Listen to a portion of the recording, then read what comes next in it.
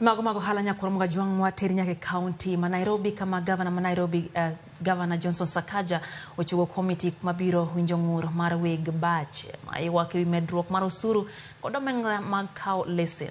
Sakaja ochungo komiti no bang' weg ba golo ywak ewi chudo ma nyien go. Komiti no nitiere kod juma achiel kende mar chiwo report margi. This person's license has gone from 25,000, his general retail license, to 100,000. That is a 300% rise.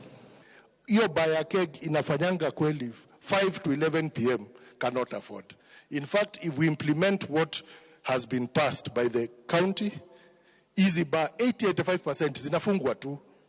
Let's just tell the truth. They will not survive.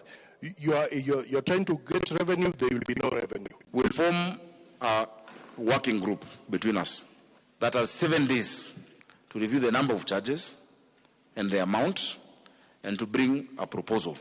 I think this team has the representation of not just yet in wrestling at the same numbers, it is just ideas.